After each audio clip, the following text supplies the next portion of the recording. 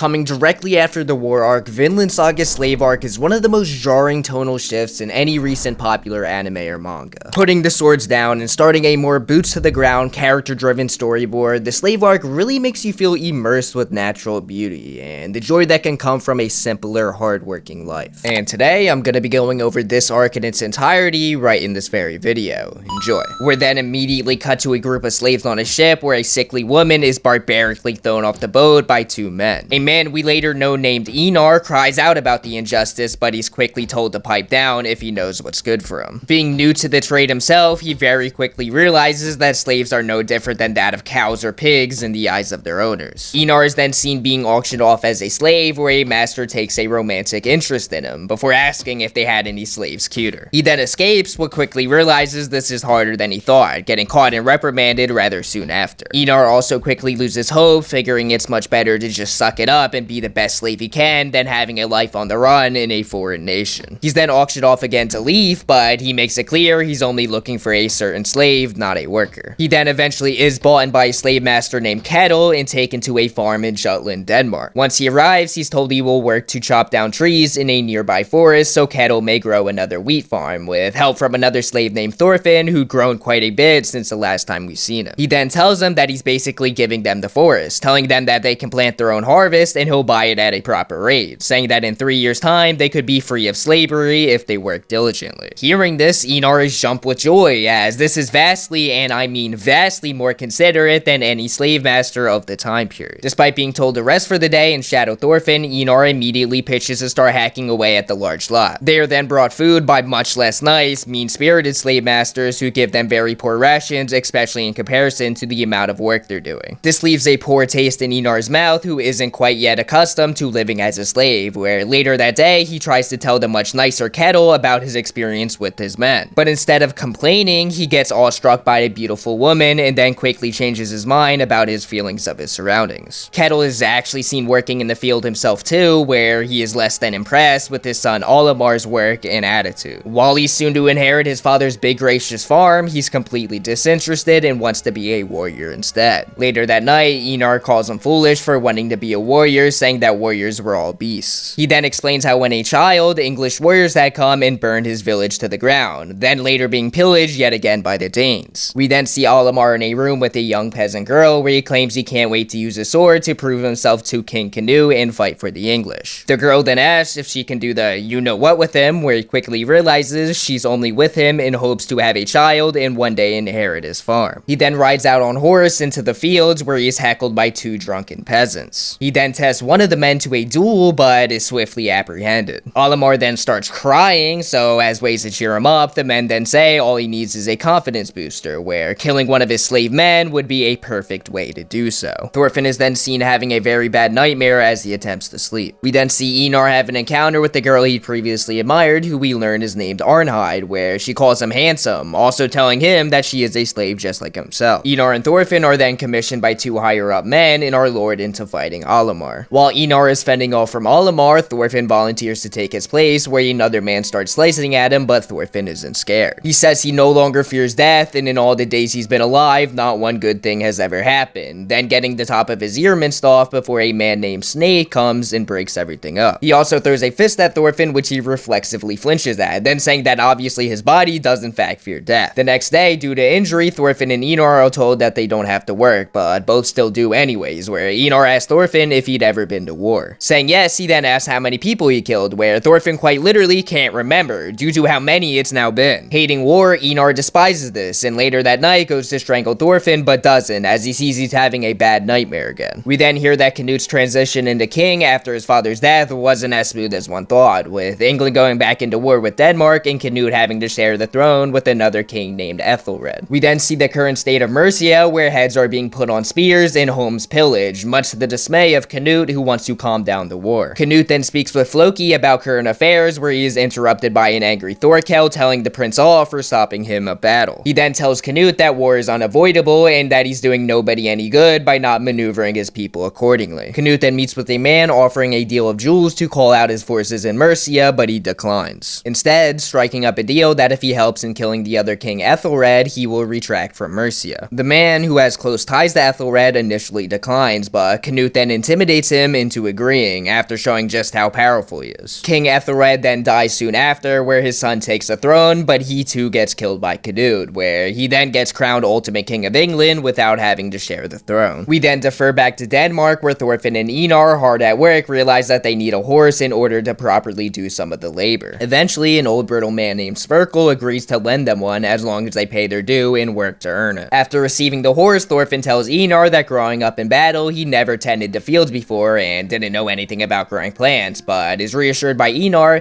that when the time comes, they will be fine as he is well versed in farming. Thorfinn and Einar are then accused of stealing their horse, where they say they got it from Sverkel, where he's then revealed to be Ketil's father and the most important person on the entire farm. He's then seen being told by Ketil that he must stop working as he's getting too old, but Sverkel refuses. Thorfinn and Einar are then invited by Sverkel to join for dinner, where we learn Snake, who is also in attendance, is nighttime security for the village as his job. But Sverkel calls him useless as they already pay King Harold, Canute's brother, twice a year as to protect the village. We then cut to October and we learn that the farm is indeed experiencing a recurring case of low-level thievery. Snake is then seen having caught the thieves he was after, being two young brother and sister respectively, telling Ketil to punish them as he saw fit. Where it cuts to a scene of after receiving a gift of severed ears from his brother Thorgil, Olimar, disgusted, is then told of how his father got the nickname Iron Fist Ketil. During his time in war, once battle commenced, he became a beast of a man and would tear through entire fleets, only wielding his bare hands. We then learn that the two young thieves are in a tough circumstance with a sickly mother and only stole in order to keep them alive. Ketil's son Thorgil says that they shall have one arm cut off each as punishment, but Ketil disagrees, only sentencing them to working off their debt and a few beatings with a stick. Thorgil then pulverizes the young boy with his first beating, leading Ketil to stop him and finish off the lashing himself, which he struggles with heavily. We then find out that the tales of Iron Fist Ketil were actually a lie, and in reality he was a very compassionate man who hated violence. Thorfinn then has the same reoccurring nightmare. Einar tells him that in his sleep he was yelling something about his father in Askeladd, where Thorfinn then tells him about his 11-year conquest to avenge his father that never came into fruition. He then says that since then his life has had no purpose. He doesn't even hate Askeladd anymore and now just feels completely empty, realizing he has no other skills than violence as a warrior. Overhearing their conversation, Sverkel then puts the two to work, where while fishing for the old man, he tells Thorfinn being empty only means anything can fit inside you and he has plenty of space to improve. Once they get back to their field for work, it's revealed that all Thorfinn and Einar's crops had been destroyed by some outside force. Knowing this was the doing of the cruel farmhands, Einar is enraged and tells Thorfinn he's going to go kill them, but Thorfinn talks him out of it as he knows confronting them will only cause more issues. Then days later, by a chance occurrence, they do indeed encounter the farmhands, who, after insulting them, is punched square in the face by Thorfinn, enraged by their arrogance. An all-out brawl between everyone then cuts loose. Knocked out, we finally see the nightmare Thorfinn has been having in its entirety, where Thor scolds his son for all the murder he's committed, and then the dead bodies of those he's killed drag him down into what he thinks is Valhalla. But the Valhalla depicted is not the same as the Norse warriors had imagined, more so resembling hell than a paradise in Thorfinn's mind. Askeladd is there present, who tells him that he's not in Valhalla, but the real world for warriors, where everyone is your enemy and you can't trust a soul. Still being dragged by the weight of everyone he's killed, Thorfinn apologizes for his actions and then says he will strive to start his life fresh again and become a true warrior. Thorfinn then wakes up, where while greatly injured, him and Einar did win the fight against the farmhands. He then vows that as of today, he will never harm another person. Ketil then hears about his slaves attacking his men, but lets Thorfinn and Einar off without punishment, as he says it's only fair for what the farmhands had done to them. We're then cut to 1018 in Denmark, where Canute is being waken up as his ship had landed in Jelling, his home village. This is in order to meet with his brother, as while Canute is the king of England, his brother is the king of Denmark, and has recently fallen ill without a heir. His brother Harold tells Canute he will give the throne to him, but all Canute can see is disillusions of his deceased father's head that work as his inner conscious, repulsed by what he's done with power. He then talks to his dead father's head about how he was the one who poisoned Harold to receive his power, realizing he's become even worse than the father he worked so hard to overcome. Back on the farm with Thorfinn and Einar, they are hard at work as usual. We then get to see the two as they chop down their final tree, concluding their 3-year timeshare of being slaves. Having never thought they'd make it this far, they ask each other what they plan to do when free, with neither really having a real plan for what comes next. Einar says he wishes he could have Arnheid wherever he goes, where Thorfinn blatantly asks him if he'd like to eliminate warfare and slavery. Ketil then assures the men that they are soon to be free once he gets back from a journey to pay his respects to the dying king in Jelling. Snake then wakes up from a nap, wondering where Sverkel is, as this is usually the time he'd make supper, then running into the field to find Sverkel had fallen while working in the sun. While Sverkel is seen healing in what might be his deathbed, Snake is told of a runaway slave in a nearby village and is tasked with capturing him. We then see Canute, newly acquitted with rule over Denmark, is in need of funds to pay for his troops, where he devises a plan to steal from Denmark farmers in order to not have to raise taxes. Kettle then arrives in Jelling with his sons and hears word of King Harald's death, which leads him into wanting to acquire good graces with the new king Canute. His son Almar, being his usual idiot self, then picks a fight with another young man named Bug Eyes, who's revealed to be Leif's son once Kettle arrives and breaks up the scuffle. We then learn Bug Eyes' real name is Thorfinn and was only bought by Leif, thinking he could be the Thorfinn we know, who obviously wasn't, but after inquiring Kettle, realizes might be residing in his farm. Kettle and his sons have a meeting with Canute, who is pleased by the crops they grow, but gets interrupted by Almar being an imbecile. He attempts to gain admission into Canute's army by showing him his work with a sword, where, after displaying very subpar strength, is still let in due to the leverage him and his family may give to the king, with someday taking their land. Before he knows he's in though, he's heckled by some local warriors and gets into a fight, where after his brother Thorgil gives him proper motivation, he actually kills one of the men in a duel, and Thorgil slaughters the rest. But after actually killing someone, he realizes it's not everything it's cracked up to be. Kettle then finds out that the only reason his son's hecklers were sent was to begin a duel so they may arrest him, and quickly flees yelling by Leif's boat because of it. Canute then orders that they invade Kettle's farm, where his dead father's soul tells him he's resembling his old man more and more. Back on Kettle's farm, people are still hard at work trying to catch this escaped slave, and Thorfinn started listening to when Snake reads the dying Sverkel the Bible, being particularly interested in the forgiving thy enemy parts of the Gospels. The runaway slave named Gardar then reunites with Arnheid, who is revealed to be a past husband of hers, even being pregnant with his child. He then attacks Snake, who begins to battle with him, where Einar retractably gets an axe and charges in to kill the runaway, before Thorfinn stops him and asks if he's really capable of using that axe and actually killing someone. The runaway slave is eventually defeated and captured by Snake, who is planning to turn him in for a reward. Arnheid then reveals to Thorfinn and Einar that she had not seen her husband since he had gone off to war, lost, then both their soldiers and her village were pillaged by Vikings and made into slaves. Arnheid then sneaks out to bandage her husband up, where while alone with a single guard, Gardar attacks him and manages to free himself from his confines, then killing any witnesses. Thorfinn and Einar are then seen discussing slavery and war, where Thorfinn speaks on how Nordic society honors those of whom live by the sword and carry slaves, and why this is such a corrupt mentality. Thorfinn then says that he owes the world everything he's savagely taken away from it, and then some, and vows to one day set his record straight and redeem himself in the eyes of a higher power by creating his own village utopia in Vinland. But amidst their deep conversation, Snake and his men show up and begin to tear through their barn looking for the again escaped slave. After fleeing to warn Arnheid, she has a complete mental breakdown where Einar agrees to help her leave on the run. Back with Sverkel and Snake, the dying old man offers his share of the farm as a passing gift to Snake, hoping he'd take up a simpler, peaceful life, but he only continues trying to capture the slave. Thorfinn is then seen trying to transport Gardar off the farm by a carriage, but is caught by Snake, who tells him he will kill him if he doesn't hand the man over. They arm the fight, where Askeladd Spirit haunts Thorfinn, asking if he's really going to break his peace promise and fight yet again. They have an extremely tense fight, where Thorfinn only uses his bare fist, but in a moment of triumph, Snake reaches over and stabs Gardar, presumably killing him, until he leaps out, strangling Snake unconscious, leaving the farm with Arnheid, but barely makes it out of the village before collapsing and dying due to his fatal stab wound. Thorfinn and Einar are later tied up and held fugitive for helping Gardar escape, and Arnheid is being watched too. While this is happening, Canute, Floki, and Wolf set sail to go invade Kettle's farm in Jutland. Kettle then arrives back from his trip to Jelling and is extremely shaken up, only wanting to see Arnheid, but is broken when he hears of what happened when he was gone. Thorgil, however, who is considerably less scared or upset, prepares to man the village for the oncoming attack by the prince, stationing Almar on the front lines, although he's a lot less excited about battle now. Leif, who had tagged along only in order to take back Thorfinn, began searching for him on the farm. When Kettle finally finds Arnheid, he violently beats her with a stick, and not even stopping when she tells him she's pregnant with his child. Only when Snake steps in does the beating commence. After this, Kettle is struck mad and fires up his farmhands about going into war with Canute, despite their severely lacking numbers, especially compared to the royal guards. Leif does find Thorfinn, but due to current circumstances, says he will not be leaving with him back home to Iceland, as he is now a free man and wants to rather protect Arnheid. The prince at last arrives at Jutland and gives Kettle an ultimatum. Either he leaves the country freely and gives up his farm, or goes into battle with King Canute.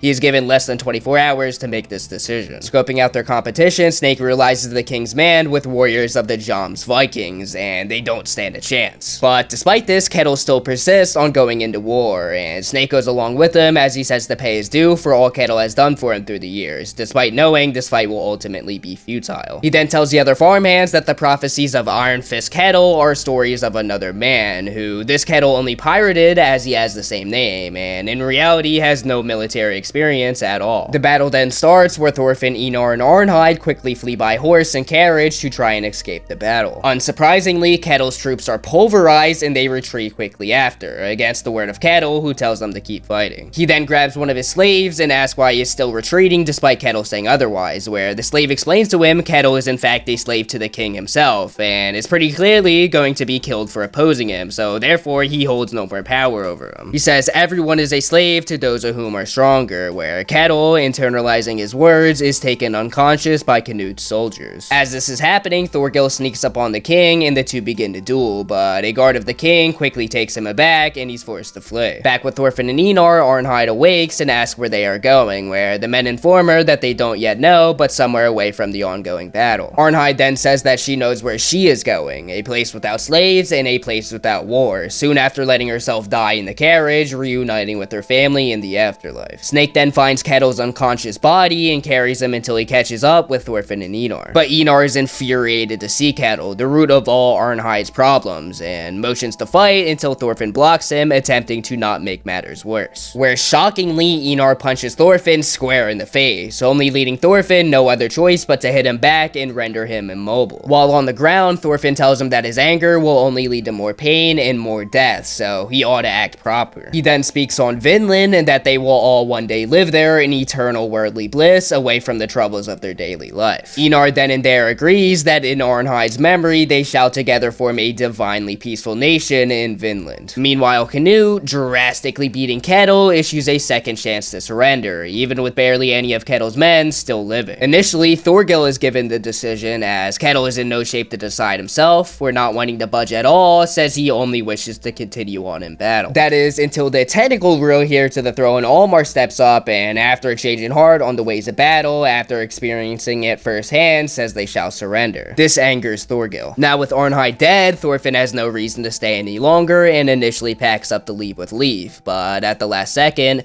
with a change of fate, decides he can't leave Kettle alone on the farm to die and turns back around to be of his aid. He attempts to speak with Canute by telling his royal guards that he himself was once a royal guard to the king, but the other guards only start beating him, thinking he's lying. Thorfinn not giving up trying to talk to them, but also not fighting back against the beating, Canute is eventually informed that Thorfinn by name has requested to see him, but even knowing who it is, declines the meeting, only letting Thorfinn to further be beaten by his men. The men even start betting on how many shots Thorfinn can stomach before retreating, where Thorfinn joins in, betting on himself that if he can man 100 sturdy hits, he shall be granted a chat with Canute. Where amazingly, Thorfinn eats 100 separate blows to the skull, with the crowd being shocked and Thorfinn's face being unrecognizable. They then clearly see that he wasn't lying about once being one of the prince's guards, and ask why he not just fight back in order to prove this. Where Thorfinn plainly says, who negotiates for peace by beating a man. Thorfinn and by proxy Einar then speak with the king to clamor together some type of peace, but Canute is disinterested. Einar then spouts at Canute commending him of his evil, where Thorfinn asks him if this was really the paradise on earth he had prophesied in Gainsborough. Canute then goes into a spiel on how a paradise on earth is impossible because we are all sinners under God and must suffer because of it, and instead realizes power in and for Viking society is the only real paradise, admiring himself as being stronger than even God. He then tells Thorfinn either he kills him then and there, or his ruthless rule to the throne will only get worsened. Where Thorfinn says in that case, all he'll do is run. There's no point in fighting for them both to die right then and there. He's better off just running to a place Canute's power can't seize him. Canute finds this hysterical and calls Thorfinn the biggest fool he's ever met, as he just took a severe beating only to ask if he'd stop attacking, planning to just run if this menial ploy didn't work out. But Thorfinn only persists, telling him he will not bother him with his affairs and will only simultaneously try to build a civilization by different means, and only wishing for Canute to help in doing so. Where shockingly, Canute gives in, surrendering the farm and letting Thorfinn do as he pleases, realizing at that moment Thorfinn is the only person he knows he can relate to as ruler, as both are only trying to run a community community the best way they see fit. In aftermath of the battle, Kettle is put into retirement where Almar and Snake do most of the farm work in hopes to earn back the money the fight had cost the farm. Thorgil, however, leaves the farm on his own and is never heard from again. After that, everyone says their goodbyes and Thorfinn and Einar embark to go out and create Vinland, where as they're leaving, Snake yells out his real name to them, Roald, son of Grimm. Leif also agrees to help them in their journey so long as Thorfinn first stops at home in Iceland to see his family, which he agrees to, officially here in chapter 99, ending the slave arc of the Vinland Saga story.